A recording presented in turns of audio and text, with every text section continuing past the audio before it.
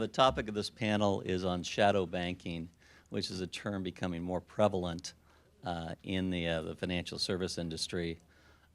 Largely, shadow banking is the activity typically taking place by the commercial banks, lending and whatnot, but performed outside of the regulated banking system. And so we've got an illustrious group of financiers and bankers to talk about the role of new types of financing, their encroachment on the banking industry. I believe Richard made some comment about the big sucking sound of profits coming out of the banking system towards the alternative finance platforms. And we'll go into that. But before going into the matters at hand, allow each of the participants, not contestants, participants to introduce themselves. Yeah. Kim? So I'm Kim Castellanos. I am the managing partner and founder of Breakaway Funding. We are an online platform, securities-based platform that actually has introduced a new funding model called Community Capital, which really aggregates all of the resources in the community to solve a two-pronged problem. And the first problem is, like what we're all here, is SMBs' lack of access to capital. The second is, I love the community banking industry and I want to see it thrive. So what we do at Breakaway is we source, vet, package, and deliver new client relationships for community banks. So a lot of the work that we have to do to prepare for a securities-based raise is what banks have to go through when they're considering a credit request. So we make that very, very simple for them because we do all the heavy lifting. And so we just introduce them to new pipeline of future customer to help them compete against the shadow banking industry and remain relevant and thriving. Good afternoon, everyone. My name is Candace Klein, and I am Chief Strategy Officer at DealStruck. DealStruck is a direct lender. We are an online lender, and we are in the marketplace lending space, but we do things slightly differently. So what we will do is we'll actually take balance sheet risk. We'll package, underwrite, and fund a deal typically within 10 business days. We're working with small business owners who are not able to secure bank financing and are oftentimes going to very high cost daily debit type of products or factoring type products. We're offering them a true credit product, and our goal is to graduate them on the path to bankability. What we do in the marketplace model is we'll fund the deal up front, and then we'll actually sell that paper after the fact. So the borrower doesn't have to wait for their capital to see if the crowd will buy it. We will actually buy their paper, and then if our crowd, the crowd that's buying our paper, if they don't buy it, we'll keep it. And so we have raised $100 million as a company. We're about 16 months old. We've lent $60 million. We're nationwide now across the United States. We'll lend $100 million this year. So it's an interesting model. We are a mission-based for-profit. Our mission is to provide small business owners with capital that is unique, appropriate, and affordable with honesty and transparency. So we're a hybrid of all of the different models that you've heard about today. I'm Carol Van Cleef, and I'm a partner at the law firm Manette, Phelps & Phillips. I'm also the outside general counsel for the Chamber of Digital Commerce, which is a trade association that is representing the digital currency and digital assets community. Translation into things like cryptocurrencies, Bitcoin, but well beyond that, because there are over 500, I think, different types of cryptocurrencies out there right now. This is disruptive technology that, and I emphasize as technology because often just introducing the concept of currency makes people think that it's currency. But a lot of what's going on, and where a great deal of the entrepreneurial spirit can be found right now, is in the development of uses for the technology. And there are different platforms that are starting to emerge on this related to the lending area. And it's also going to be a very huge player and I think very disruptive technology when it comes to crowdfunding generally. Hi, everyone. My name's Joseph Berzanzi. I'm one of the co-founders of Community Leader. which is a white labeled or a private labeled portal platform provider. It's a fully integrated software and service solution that runs the back office for online investment platforms. So the software service package facilitates the online solicitation, sale, and support of a private or exempt security. And we used to call those crowdfunding sites, and we don't call them crowdfunding sites anymore, because we realized as our client portfolio was built, it's a little over 60 right now, the vast majority of our clients were not what those of us who were helping to, 3 years ago to see what crowdfunding would be like. It wasn't what we thought would be crowdfunding. Most of our platforms, the assets are owned by the portal operator, and they're using them as tools for decreasing their cost of capital.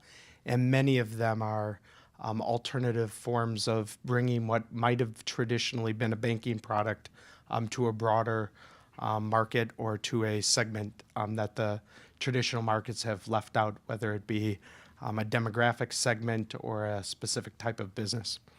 So our perspective at this is how the revolution that was kicked off through the Jobs Act for startup companies is actually having a very dramatic impact on all sorts of finance well beyond the traditional matching platform that connects a startup with an investor.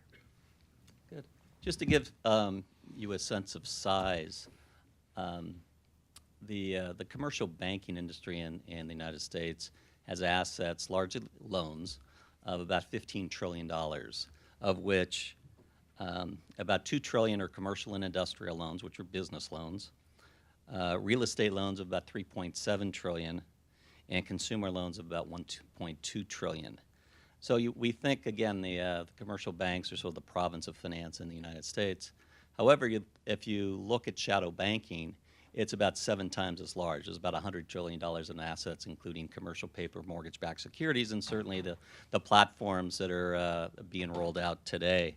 And the acceleration of the platforms in the wake of challenges with the banks, that trend should continue. For a banker, would you be concerned, Kim, with the role of these platforms?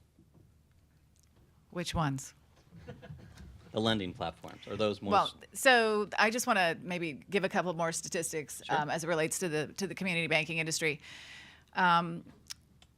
Community banks hold only about 14% of U.S. assets, but they are responsible for about 45% of all small business loans, small business and farms loans, the loans to the jobs creators in this country.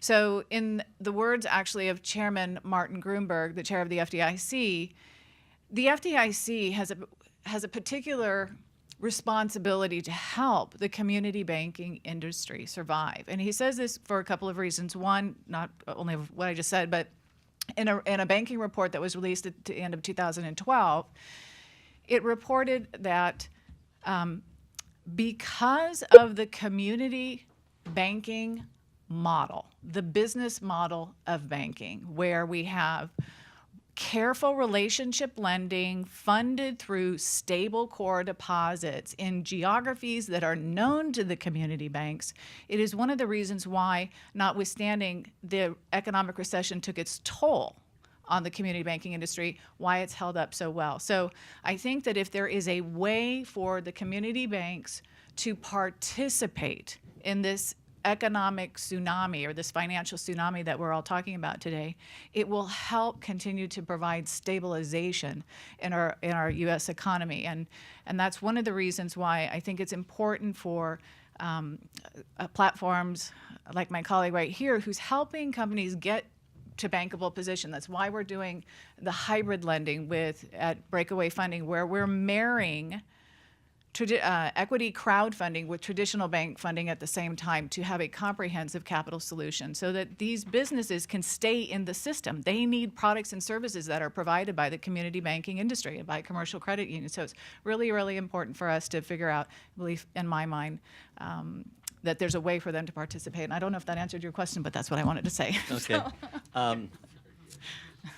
You raised one term, bankable solution, suggesting that being bankable is an attribute. Candace, talk about how you see your role as a lender vis-a-vis the banks. Sure. So first I'm going to answer the last question, and then I'll answer this one. So on how are the platforms working with the banks? I think that's very important. We don't actually see ourselves as a competitor to the banks. In fact, the banks are oftentimes our best partners. When a small business owner is not able to secure bank financing because they're newer than 3 years old, they're seasonal, they have lumpy cash flow, they have a black mark on personal credit, many of these are reasons that small business owner is not able to secure bank financing. What banks will do is they'll send that borrower to us. We'll provide that borrower with an interim financing product that typically lasts about 2 years. And our goal is that by the end of that 2 years, the borrower goes back to the bank. And so that we keep that bank as tagged as a part of our pipeline, and the borrower simply goes back and they graduate back up. Graduation is a very important element as to why our company exists. We own the URL path to bankable for a reason. Now, another way that the banks are partnering with us is that a lot of community banks, we should be partners, girlfriend. I just realized. But a lot of community banks and credit unions particularly are able to offer term loan solutions, but they're not able to offer lines of credit. And what we do at DealStruck is we do a combination of term loans and asset-based lines of credit, inventory-based lines of credit. We're the first marketplace lender in the country, in the world, I think, actually, to offer lines of credit to our marketplace. And so what we'll do is we'll come in and we'll offer a side-by-side line of credit alongside a community bank, credit union, or CDFI. What that means is they get first position, we take second position, they grant us control over the accounts and chattel paper, and what we do is we guarantee their payment every month back on their term loan. It's a win-win situation for the borrower. They get what they need, a term loan and a line of credit. It's a win-win situation for the bank because they're getting guaranteed payments, and we end up being able to offer an asset to that borrower. Now, to answer the second question, I promise not to hog the microphone, but on the bankability being an asset, or an attribute, I'm sorry. What if you're not bankable? What about all of those borrowers that I mentioned before? Well, first, define what's bankable. So typically, bankability is 2 to 3 years or more in business. A cash flow of typically 1.0 or 1.5 or better. A FICO score typically above 700 of the guarantor. And so $50,000 a month typically in top line revenue. And so if you don't have that, where do you go? A lot of small business owners are stuck because they're not able to secure bank financing for the reasons I mentioned. And so they are found taking financing from daily debit lenders and factors.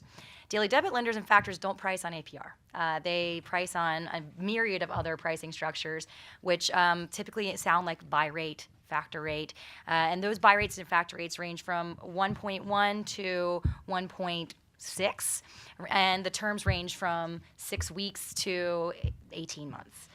What that typically means, if you extrapolate out an APR, is the APR that these borrowers are paying ranges anywhere from 30 to 150%.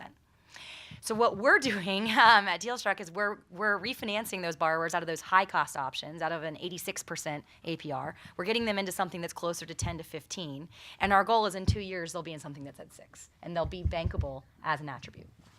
I have another solution for bankable. So we were talking about Title III today. Title III is the vehicle through which business owners can raise equity to help position them to be bankable. So in addition to poor credit, which is a challenge, I'm sure, for a lot of people, well, not it's an issue that has to be dealt with.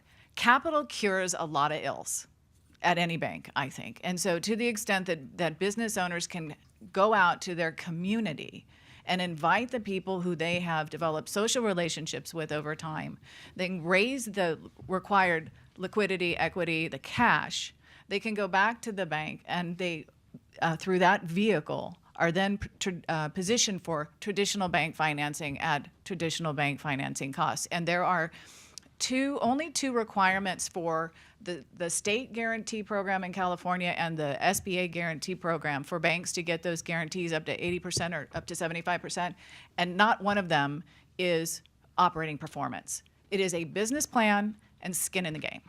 And equity crowdfunding result in both of those. So I would offer that Title III would really help a lot of businesses qualify or become bankable through, I'll call it, the new and the old. But I still want to be friends. As a former bank examiner, I'm curious as to the definition of what's bankable and what's not. One of the comments that came up earlier was I think Richard brought it up, about predatory practices, from a lending standpoint. One of the companies that did successfully go public late last year alongside of Lending Club was On Deck, which is a small business lender platform based over in the UK. They're growing like gangbusters. They've got credit facilities up to $5 to $10+ million. Their average annual percentage rate or cost of lending is about 51.2%. These are big businesses now. What gives rise to their attractiveness to borrow at those rates? Well, so I'll start, and then feel free to jump in, anyone. So I was just talking about this with a peer before we got onto the panel. I actually think that the On Decks of the world, the Cabbages, they serve a very important role in the small business life cycle. They're willing to take risk when no one else is willing to take risk, and for that risk, they're pricing much higher. Now, I think that many businesses can benefit from working with an On Deck Capital, a Capital Access Network, a Cabbage, and we do a lot of refinancing out of those products. I would posit, however, that no small business should be in that product for longer than 6 months. I think that after 6 months' time, you should have enough cash flow, enough performance history to be able to get yourself into a better product. And where we see small businesses, where you see the predatory practices happening, is when they take more than one, when they take 2, 3, 4 of these, because the pricing stacks, the interest rates stack on top of one another, and it ends up putting some businesses out of business. And so we like to try to catch them before they've started that bad habit of taking multiple daily debit products. But we do think that there's an important role that they play in the business life cycle. Carol, you're involved in the cryptocurrencies. Is there a role for Bitcoin and cryptocurrencies in the financing process of small businesses? First question I have, does anyone in the room own Bitcoin? Okay, that's actually a very impressive number, and I'd like to get a sense of what you're using. Why do you own it?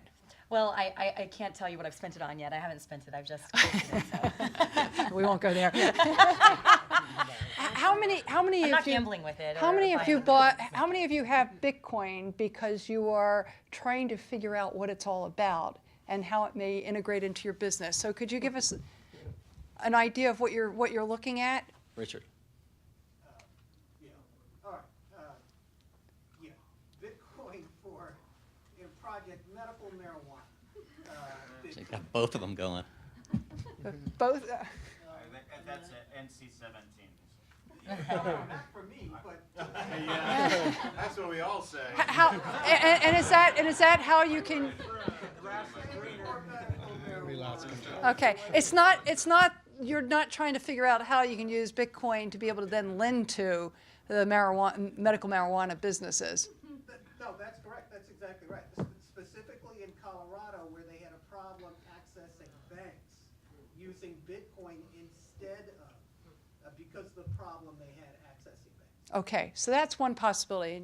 Well, I mean, if you think that your platform is going to be global and moving money quickly seems to be one of the reasons you want to look at Bitcoin.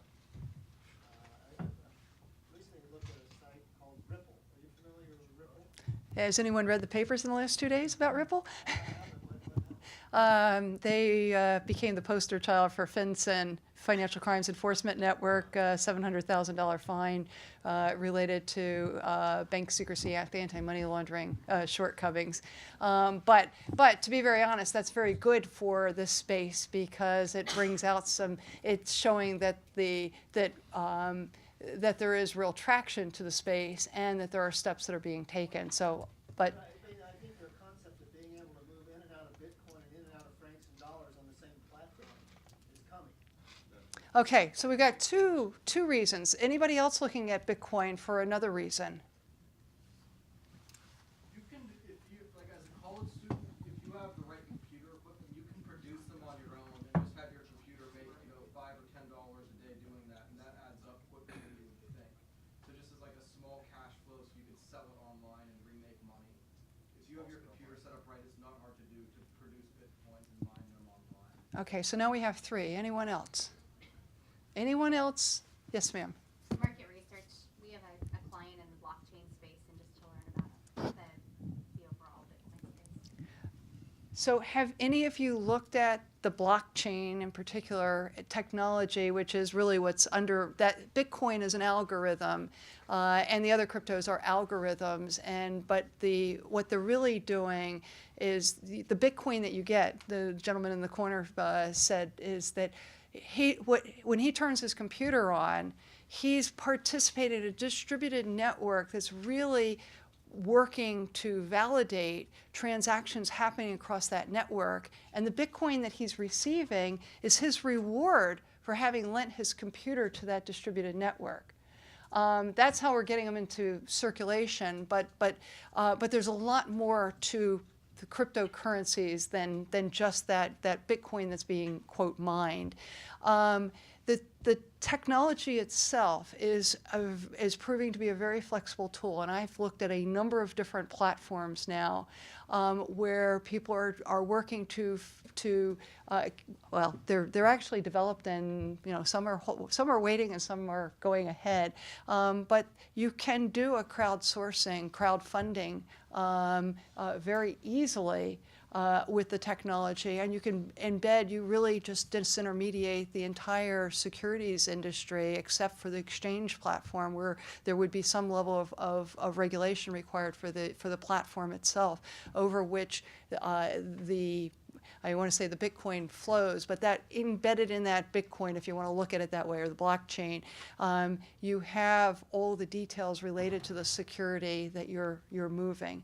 So from a fundraiser, and well, I can go into all sorts of levels, but let me start at the very base level, is that there are a number of companies in this space.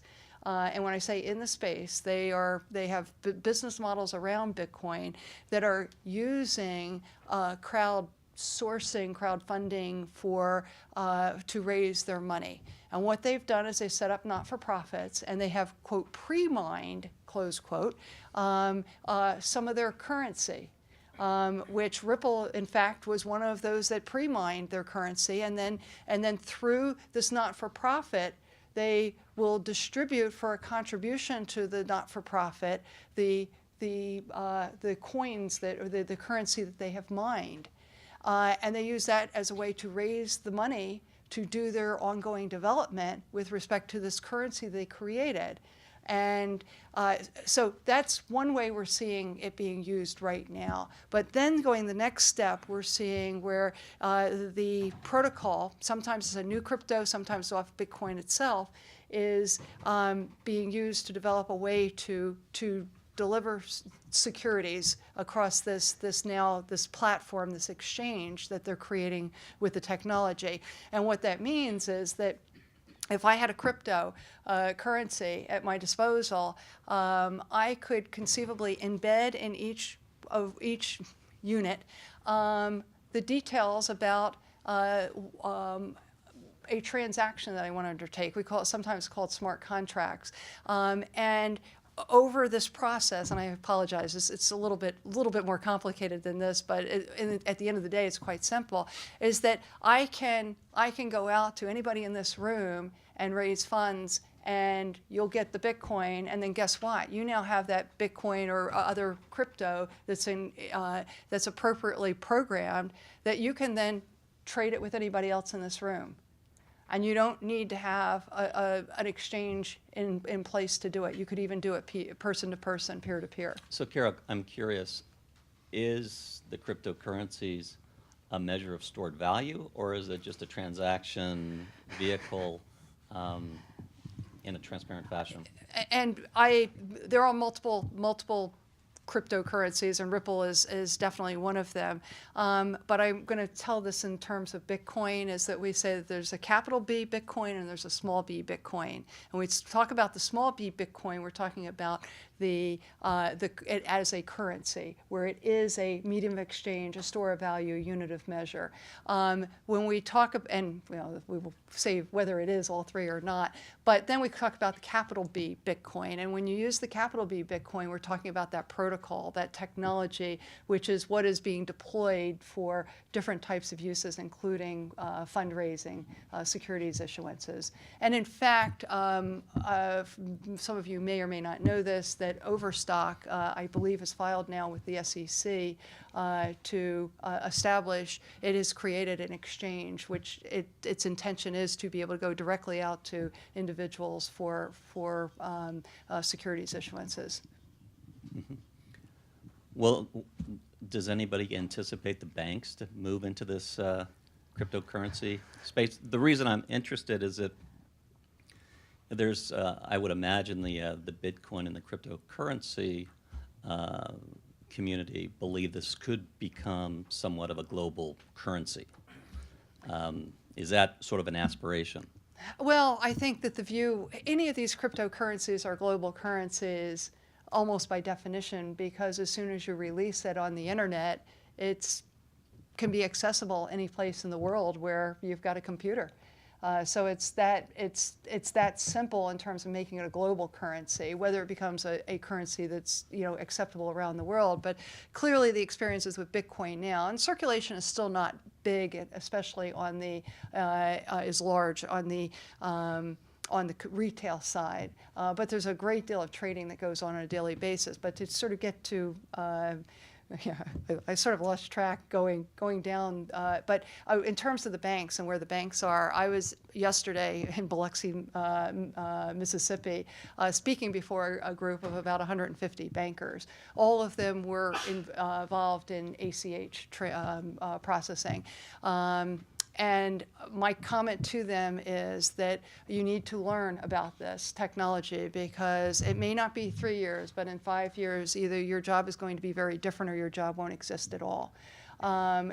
Ripple has certainly been a leader in trying to work with, partner up with the banks to make their platform available, as the gentleman had said earlier, to the banking industry to help the cross-border transactions. But we're going to start to see it infiltrate into other aspects of the banking business.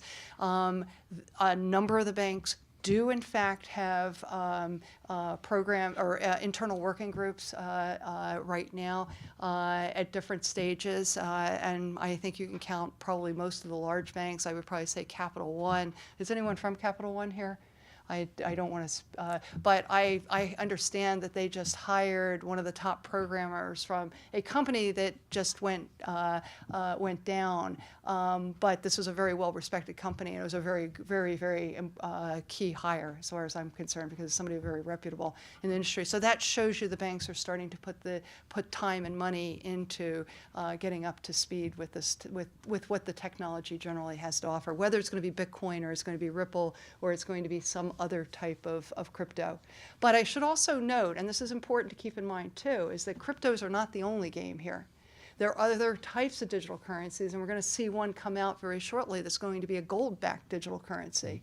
And it's really going to be incumbent upon the banks to sort of figure out how they're going to work these into their platforms. For example, multi-currency accounts. So once they start offering that, then they can start offering,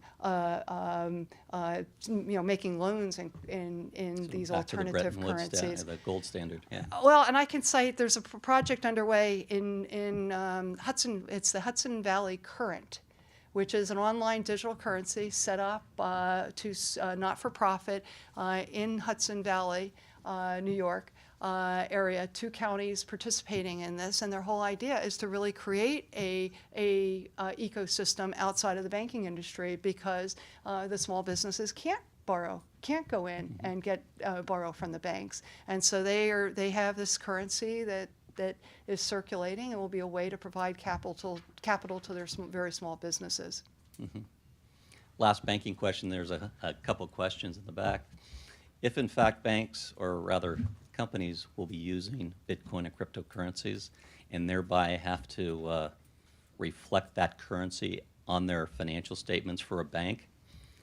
How would you assess a Bitcoin balance sheet given the volatility? Let me punt in a big way on that to say that I know that there are special working groups inside of major accounting firms that are looking at some of these questions right now. I know that I do some teaching through the Chamber of Digital Commerce, and we had someone paying for one of the courses recently and said that their accountant would not allow them to pay in Bitcoin for the course because of the accounting issues that they'd have to go through for it. But that's just a small instance. These are the kinds of issues that we're wrestling with right now. But there are also some very sophisticated tools that are coming into play now that will provide hedging on and a way to effectively guarantee, at least for a period of time, whether it's 72 hours or it's 5 days or whatever it might be, but guarantee the price. Also, there are companies right now, processors, and BitPay is a good example, BitNet is another, that will manage the funds. So if a merchant does take Bitcoin, for example, as payment, that they will immediately convert that payment into dollars so that the merchant effectively never sees Bitcoin on its balance sheet. Okay. There was a question back here. Yeah, just some Chinese perspective and Bitcoin in China, and because basically from 2013 that it's becoming a trend, and it's very emerging very fast, and then we had the first flood, and Bitcoin company that's just was so-called hijacked it, and then just closed down. It's like $20 million size, and then just gone, and then this person just be captured and then imprisoned. But after that, the central bank basically just issued the regulation together with other ministries, say that Bitcoin is not a currency, not a virtual currency, and you cannot operate. And also within the Bitcoin industry, that you need the telecom, because you need this platform to operate. Then from the ICT ministry banned that you cannot do this, and then for the payments that you have Bitcoin go to the real economy, that's they also issued the guidance that they cannot really just enter into that because the banking sector cannot provide that. So basically, there are a lot going on tension between this new currency and also the existing ones. Okay. We gotta talk about platform and someone that appreciate the bank. Yeah, Joseph, maybe you can comment because you've been working with some of the commercial banks and trying to blend, your activities with, the crowd arena. Maybe you can provide some color.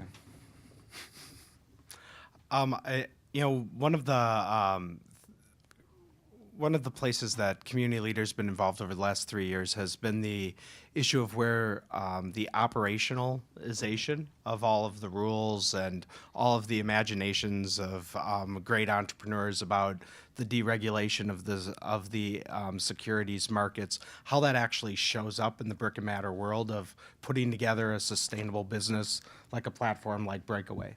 And that a lot of the conversation was specifically about securities laws, but there's a whole bunch of other laws that start coming into play immediately, and those don't always work well together.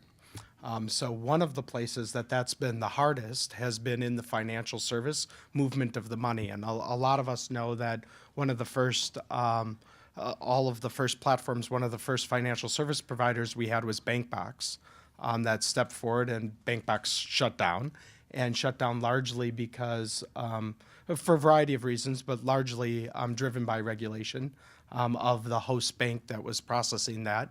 And that now there's been a variety of other solutions that have emerged. But the ongoing challenge of moving the money in the platforms in a cost-effective way that meets the FDIC regulatory environments of things like opening and closing escrows and doing that online have been part of one of the big challenges of bringing 506Cs online and ramping those up to scale. It's we often at Community Leader are saying it's not just a marketing website.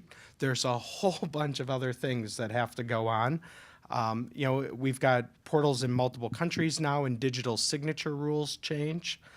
So the online signing of subscription documents changes by jurisdiction based on the digital signature laws, which is a whole nother set of regulatory environments.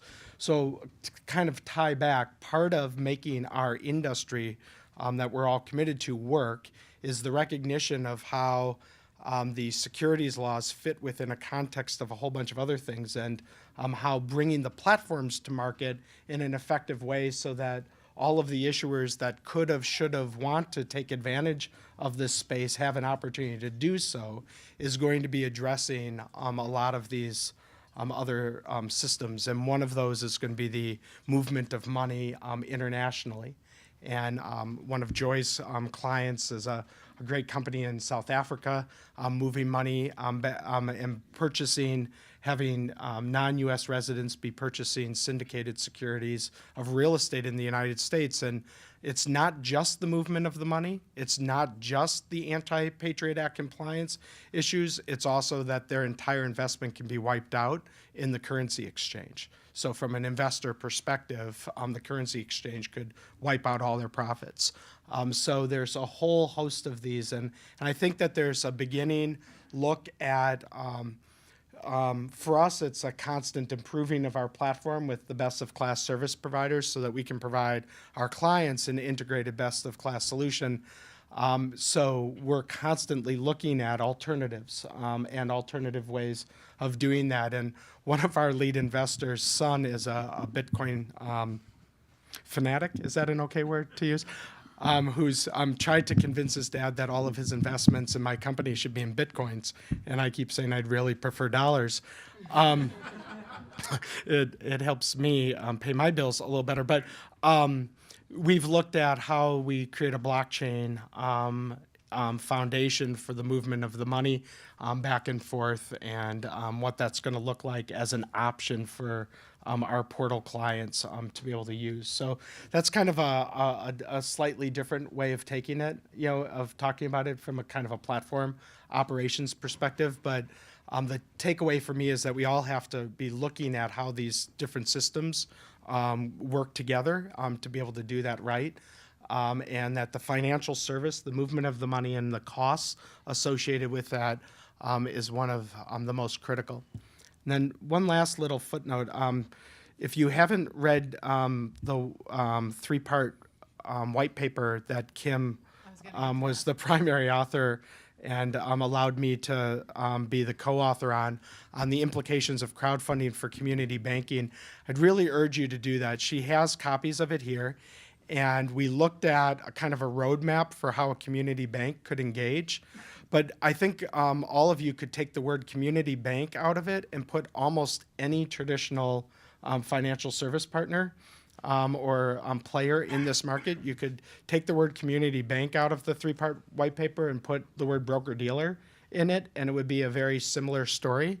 And I think that that's the implication of the space if we look at kind of it from an alternative finance, that the unintended consequences of the Jobs Act was not, it wasn't just about startups, it was about all securities. And in fact, the greatest implications of the Jobs Act and opening the door to the disintermediating power of technology into the private capital spaces may have even greater impacts on all the rest of the businesses and all the rest of the financial tools. So whether it's providing great bankability onboarding ramps, or factoring, or working capital, or pipe funding, there's just so many folks who have great financial tools for businesses that are taking advantage of the deregulated the deregulation of the Jobs Act and the emergence of the online technology platforms to come online. And, you know, traditional mortgage banks are looking at who's their number one fastest growing competitor. It's Quicken Loans. You know, why? Because Quicken Loans was completely integrated into your accounting, your personal accounting software, so you could get it one click. And all of them are looking at their, you know, I was working with a company in Dallas, they've got 3,000 people in their sales force, and their investor group is like, and we're competing against Quicken Loans, who has how many people in their field force selling their product? None. Yeah, how's that sustainable? So I think that that's kind of the impact of the space. And when we think about crowdfunding, it's going to be much, much bigger and much broader. And it's really about a transformation of all the private capital space. I'd like to just give a little plug to Joseph. Since he did me a kudo, I'm going to give one back to you. And he didn't pay me for it, but I wish he would. When we launched the platform, I looked out online for what available resources were there. I didn't have the capital and the budget to actually do a proprietary system. And since I had come from the banking industry and come from a heavily regulated environment, compliance was extremely important to me. And so community leaders white label product was really a very streamlined and efficient way for somebody like me who wanted to get into the space, because I saw the possibilities. And so I just wanted to do that little shout out for Joseph. So thanks. What a love fest. If you're in a community bank, do you think these community banks going to exist in the future, you know, in every city of America, or are they going to be transported to online investment or online banking in a different way in the community? So it's an interesting question, and I'll respond this way. Back in 2000, remember, I don't know if you guys remember, but there was a big push about how the community banks were going to die, that everything was going to be pushed online, that banks didn't need the expense of the brick and mortar. The reality of it is you're still dealing with human beings. And what consumers and what the bank customers want is really, they want options.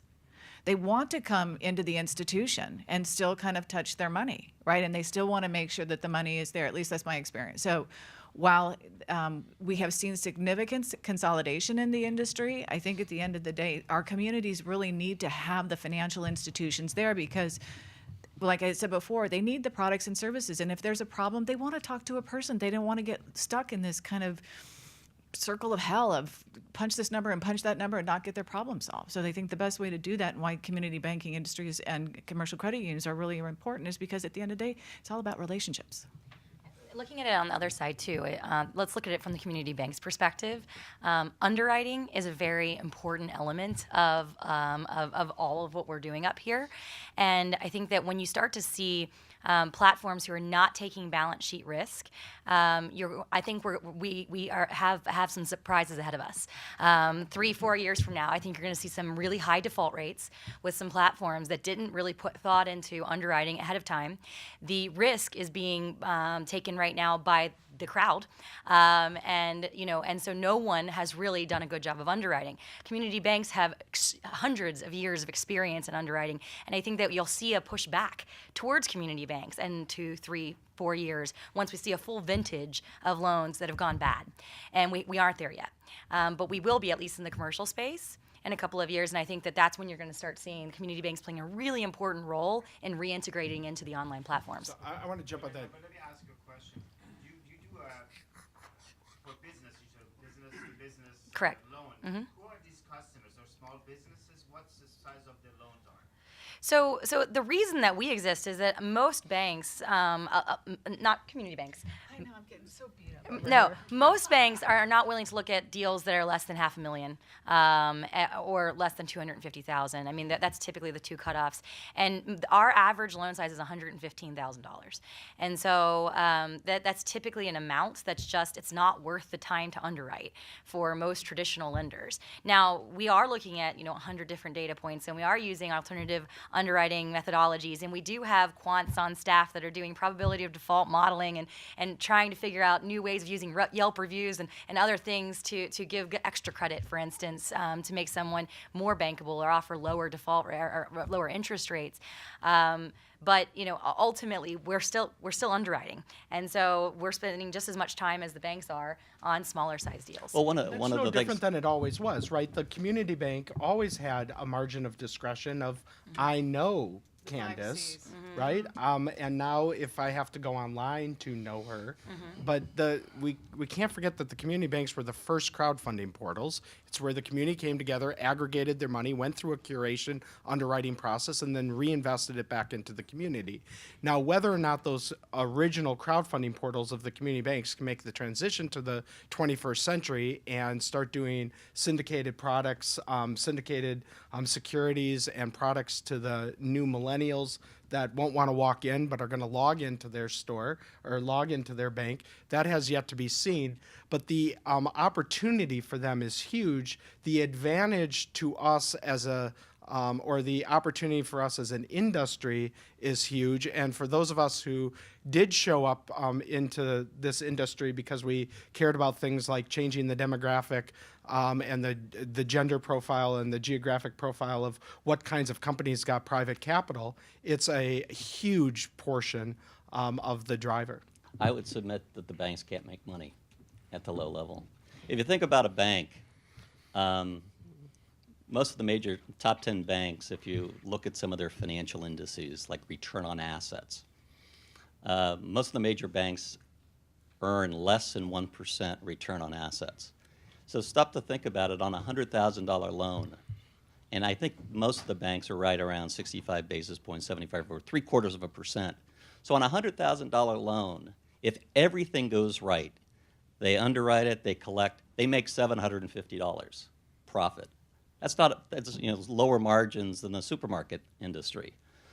And now you've got increased capital requirements. I think the banks are moving away from the market because they can't make a buck. So I would disagree. So one of the things that we're finding now is that now that we actually have a vintage of loans that have made it entirely through a cycle, banks are coming to us saying, "Can we buy warehouses? Can you pull together a large group of loans for us?" So they're saying, "Okay, we wouldn't make money off of just a $100,000 loan, but if you had $100,000 loans, we'll buy all 100 of them." What's the pricing on those loans? It depends. Yeah, it does, because they're funding their loans with a different. They're funding their loans with a different source of capital than the platforms are. So. Well, they're offering us, though, lower cost of capital than the private equity funds, the hedge funds, the family offices, and so there's very much a place for them. It allows us to offer lower cost of capital to the end borrower. And So that's just really a more efficient front end is Right. being deployed. Because what we're doing Banks is are more efficient on we're capital seasoning fundraising. that portfolio for some period of time, so they're taking less risk. And what we're doing is we're doing all the work, and they're not paying us, right? We get paid by the client. So it becomes a very efficient business development opportunity. And remember what the bank gets out of this, and if I said this already, you can cut me off, but in the equity crowdfunding, they not only get the loan, but they get the benefit of all the cash that was raised in the equity raise. So they get to grow both sides of the balance sheet at the same time. And to the extent that they will obtain either SBA guarantees or the state guarantees, that guaranteed portion doesn't go against their loan loss reserve requirements. So there are many, many reasons why this is really, really important for the community banks. And our minimum raise on the platform is $250. In reality, we're really in the $1 million up category. So we are, I think, an attractive and really elegant way for the community banks to participate. And that's why we should still continue to be friends, because we're not in the same environment. I mean, we're not in the same market. Brian. Quick question on collections and enforcement. I know I think the data. Ooh, this is a good one. Okay. I have people that are great in technology, social media, P2P lending, whatever that needs to. And I was shocked when one of my clients came to me who actually studied I think it was the lending club, and said, like, when somebody goes in default, goes to collection agency 1, 60 days, collection agency 2, then you're done. And they were shocked that it was all technology. There's not real people that understand the lending business, and they're going to obviously change the world, which is great for them. But my question is for both of you in terms of looking at the collections aspect. What is the risk, or how are you dealing with that to get the investor or lender comfortable? If you don't have a history as a banker or collections agency, can you really third party it out and then, it's almost like you've securitized crowdfunding Right. in a certain way, whether it could be an asset or otherwise. That's a big issue up north. I'd love to hear your thoughts. We're not third partying it out. We're doing the collections ourselves. I just drove to Mexicali last week to pick up a truck. So yeah, brought my brass knuckles. So we actually do the collection and work out in house. So we haven't shopped that out, and that's because we actually are a real lender. We're really underwriting and we're really collecting on these. It was funny. I was talking with Noah Breslaw from Undec at some conference recently, and we were joking about the first things that we collected. What the heck do we do with them? He had a bunch of wedding dresses in his office for like 2 years. That was his first collection. So that was another piece. So these loans that we haven't seen the full vintage of yet. These, we have some platforms that are offering 5, 6, 10-year terms. Okay, when you have defaults on those 5, 6, 10-year terms, you're then going to have to deal with collections. One of the things that we did is that we thought about that up front. And so our contracts have a lot of teeth in them. For instance, we do a lot of asset-based lending. So we're not doing factoring, we're doing lines of credit, but we actually set up a lockbox in the borrower's name that we control, and every invoice as it pays comes to us first. We pay down their line, and then it goes to the borrower. And the reason for that is it helps us in an event of collection. We have a lot of borrowers who are stacking on top of us, who are going out and finding merchant cash advance after they've taken our loan. And in those instances, we want to make sure that we're protected up front. And so the lockbox situation is one way that we set ourselves up for a stronger collection situation if need be. And in the breakaway funding model, it's quite simple. It's the bank's loan.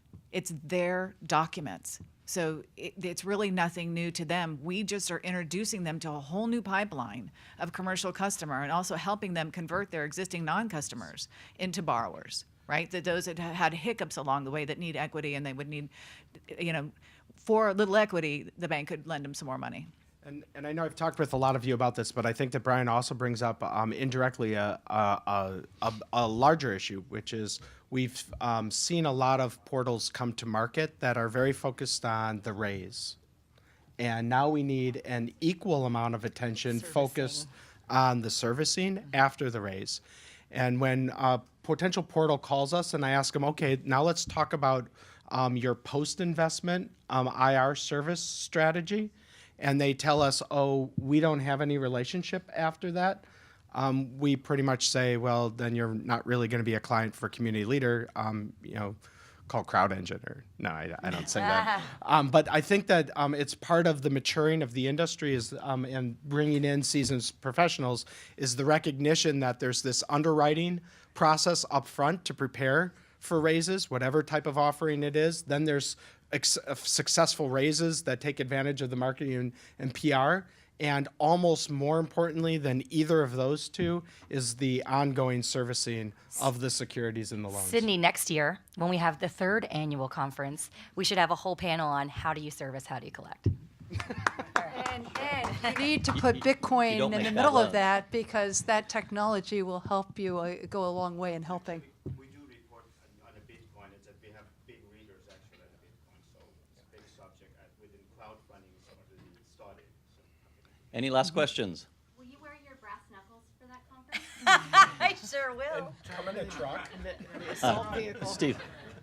My question is, we talked earlier about what bankability means, and my question is, if somebody's not going to sign a personal guarantee, then what does bankability look like on a lending platform? According to us, you're not bankable. Yeah, If no. you're not willing to if you're not willing to sign your own name to your company, then we're not going to give your company any money. And most lenders, I would say 98% of lenders will require a personal guarantee, and we're one of those. Thank you. Yeah.